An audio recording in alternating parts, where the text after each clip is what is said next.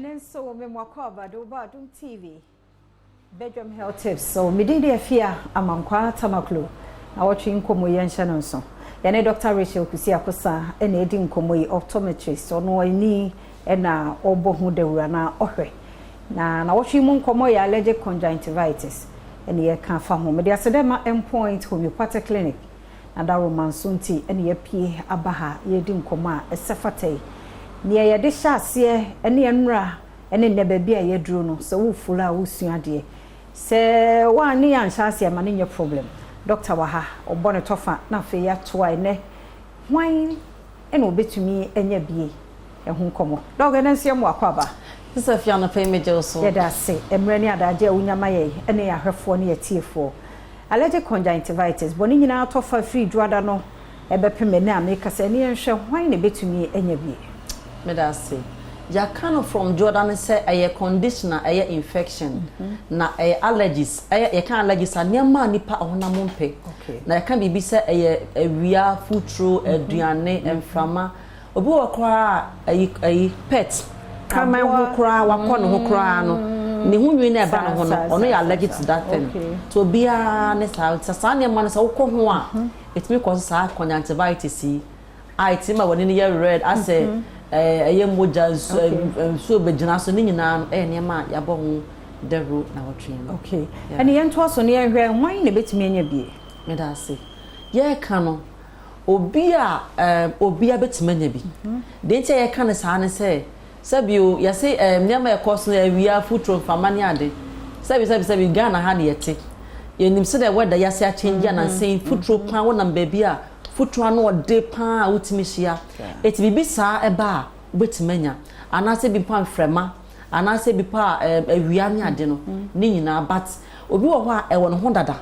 aha obi se me de manita akeka me nti ni pa sa na do sa weather say na both ne de nti be more change the normal person okay yeah okay but it may cause blindness anase any fry oh sister fear no crane se obi ba me ha me clinica nipa na timanya sa allergic conjunctivitis yibi edni se twi so saa na eyesa na de ye ne se ema woni black cornea no wotimanya scar e wo so na se scar baso a etimi affect with vision because e ho no e was don't need any scar was na nanso bi ani ho ti scar ba ho a etimi ka woni no e ka woni no so a wade ho asam ye ka ho asam ya to bi wo beba no na ni black ni etimi white because of on wa twi so a ana se bi won pada wo hwe nkra na bo sa ba hu nani no enchen no e hu na ye brown wa twi so a makro no abeda ne scar e mo ade hu nkra okay wow ene serious yeah I say e bia wa fa no tra say mfuturo agumani me posa because e bia wutim futuro me nkra no yeah na wanya careful etimi fra wani e na face ye kan sa no enkwa na chance no mo twi o mo ni so a enu ni panyi fie so no na aha adwen on se obi wo so aye ne hobby me bufu bia me sabe posa mani akra bi wasa na ote to bo so che da na otwi na ni so enu ye very bad anasa akona kodi ago futuro maba no posa na ni no sa it's very bad eye ne habit a scar ebetimi e kotwa ti se fie ba woni so a o panyi fie so no ebe ha adwen wow my own number no enenso na ye nto so nyam ya admo china yo 0244982821 sesi subio 0244982821 Fonsi ya nyam ya adoma ebeto so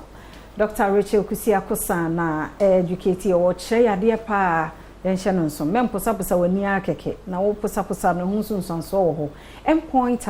homeopathic clinic na daroma na yede ebro wade pa chie ne nkwa hodin ho a ebesehia